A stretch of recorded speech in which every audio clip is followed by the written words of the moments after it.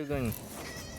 Every morning in the Where are you village, going? we don't wake up to alarm clocks, we wake up to responsibility. Before the sun rises, before the road becomes busy, before people in the city start rushing for work, life here is already calling my name. My name is Patience, and this is my everyday story. In this village, animals don't understand excuses, they only understand hunger, pain, and care. Sometimes I stepped outside early in the morning. The air is cold and the ground is still wet from the night. But the first thing I hear is not birds, it is crying. A goat calling for feed, a puppy searching for its mother, a chicken trapped somewhere in the bush. Here, you learn very fast that silence does not mean peace. Sometimes silence only means something is wrong. People think village life is slow. They think it is calm. They think it is easy.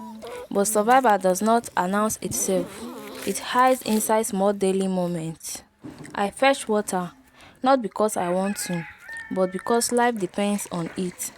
The animal drink before I do.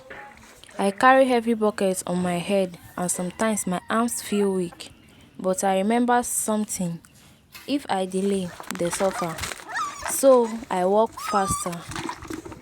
But whether rain or heat, life here continues. When I return, I start cleaning. Dirty pen, old food, wet floors. It is not beautiful work. It is not something people clap for online. But it keeps sickness away. It keeps death far. And in this place, death comes easily. I learned that the hard way.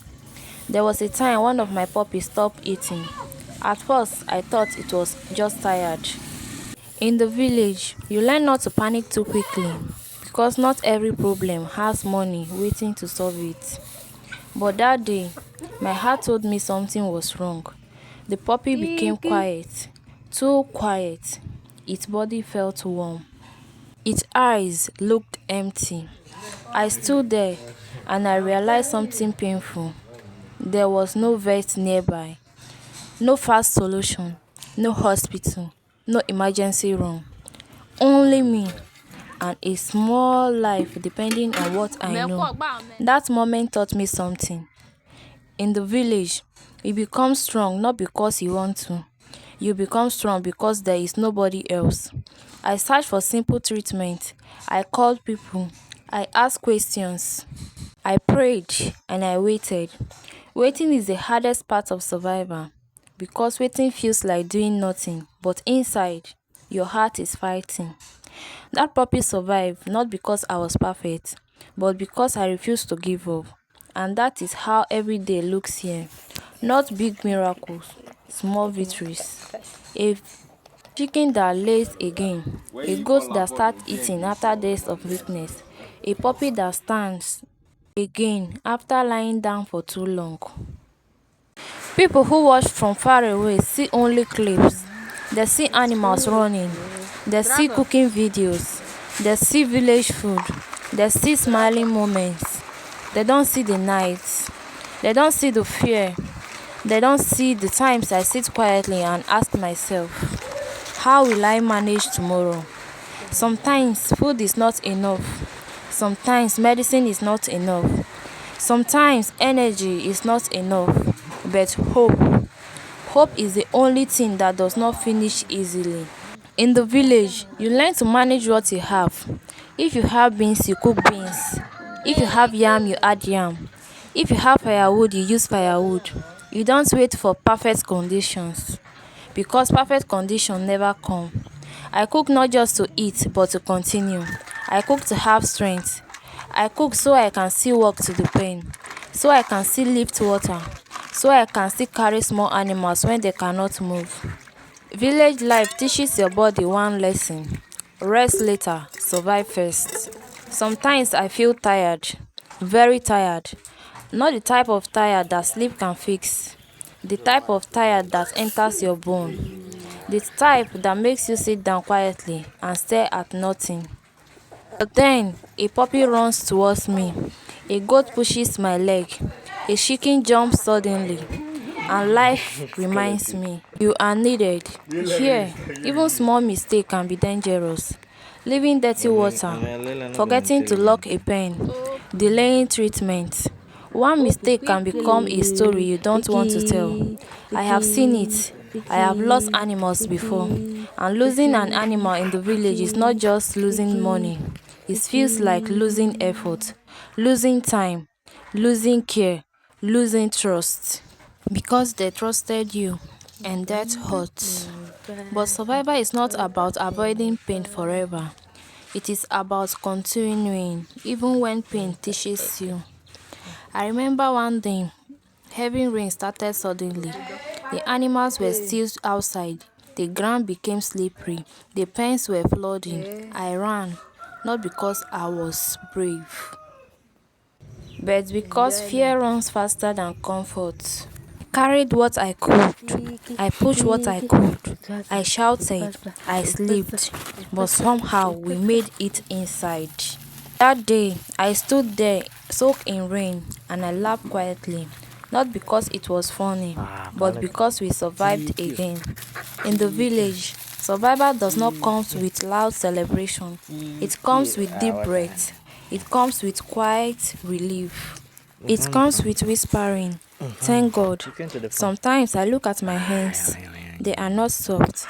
They are not clean all the time. But they tell my story. They tell the story of feeding, of cleaning, of lifting, of holding weak bodies, of helping life stay a little longer. I didn't grow up dreaming of this. I didn't wake up one day and say, I want a difficult life. But somehow, this life found me and I accepted it. Because when you live close to animals, you understand something special. They don't care about your past. They don't care about your struggles. They only care about how you treat them today. In the village, every morning gives you a new chance to do better, to protect better, to try better, to try again. And that is why I keep showing my life. Not because it is perfect, but because it is real. This is not just village life. This is early mornings, late nights, unexpected sickness, unplanned rescue, limited money, strong faith, and stubborn hope. This is not just content. This is responsibility. This is patience. This is survival. As long as I can still stand, as long as I can still carry water, as long as I can still hear animals calling my name in the morning, I will keep showing up. Because here, from village life, comes survival.